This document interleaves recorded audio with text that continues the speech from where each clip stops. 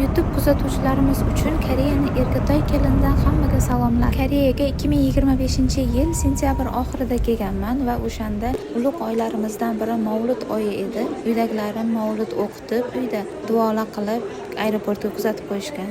Hozir registratsiyadan o'tib, kutish zaliga ketyapmiz. Shu insonlar bilan birga uchganmiz. Kutish zalida hozir aniq esimda yo'q, yarim soatchami, 40 minutchami kutganmiz. Undan keyin avtobusda samolyotga borganmiz. O'sha paytda Pusanga faqat qanot sharq kelgani uchun o'shanda uchganmiz. Va biz samolyotda ichidamiz, joyimiz zo'rg'a topib o'tirib olganman, joylashib, Xudoga shukr.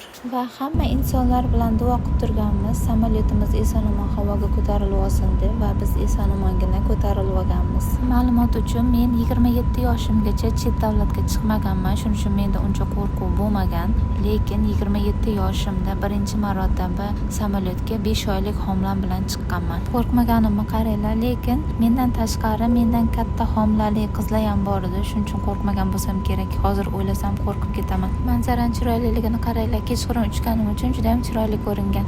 Ota-onam, yaqinlarim Koreyaga yetib kelgunimcha duo qilib turishgan. Uyga kelganimizdan keyin telefon qilib aytganman, yaxshiman, yaxshi kelib oldim deb va keyin xotirjam bo'lishgan. Menimcha har bittamiz ota-onamiz shunaqa bo'lsa kerak. Aeroportda kutish zalida o'tirganimda Erjon telefon qilganlar va nimaga yig'lading deganlar. Yig'lamadim desam, nega aldaysan, yig'lagansan deganlar. Keyin uydagilarim qoldi, o'zim ketyapman, qo'rqyapman desam, qo'rqma, men yoningdaman. Ertaga erta turib aeroportga borib seni kutib turaman. Aeroportdan chiqishing bilan meni ko'rasan, qo'rqma, men sen uchun duo qilaman. Samolyoting eson-omon ko'tarilib, eson-omon qo'nib olishi uchun duo qilaman deganlar va ko'nglim ancha xotirjam bo'lgan. Koreyaga birinchi kelganimda istoriyalarimni gapirmasdan qo'yganman, shuning uchun hozir gapirib, tushuntirib o'tmoqchiman. Osmonni qaranglar, chiroyli va musaffoligini. Bilaman, sekin ezmalanib gapiryapman, chunki video juda ham uzun.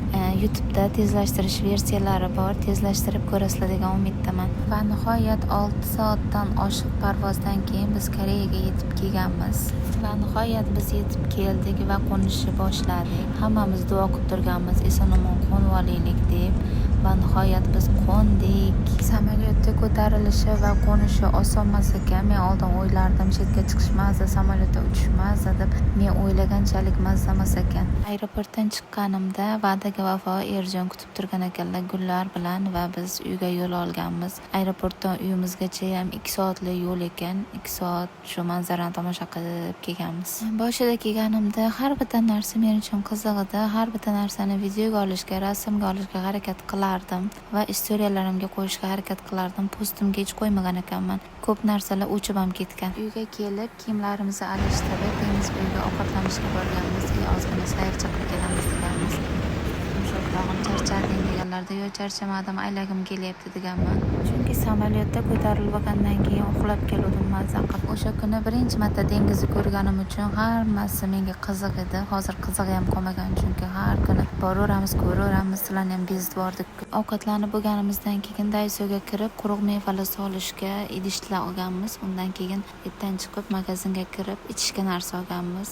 O'zimizcha ichib ketamiz deb. Internetda sizlar ham ko'rganmisizlar, har xil bunaqa muzli idishlarga har xil ichimliklarni solib ichishardi. Shu menga juda ham qiziq edi, lekin men mangoligidan olganman. Erjon bo'lsa ko'laligidan olganlar. Bu yerda pulini to'layapmiz. Bundan keyin mukbang qilamiz. Hammasi ham mayli, men qarab turibman magazin ichiga tez-tez bo'lsa, tashqariga chiqib shuni ichsak deb.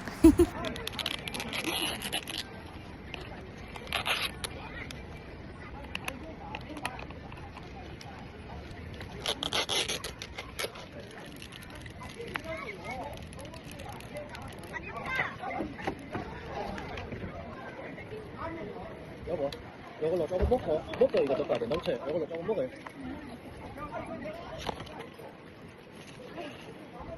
조금 먹어요. 오케이. 오케이. 네, 기다려.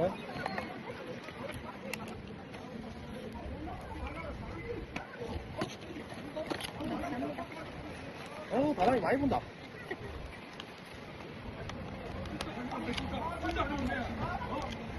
Koreyadagi birinchi kunim mana shunday o'tgan.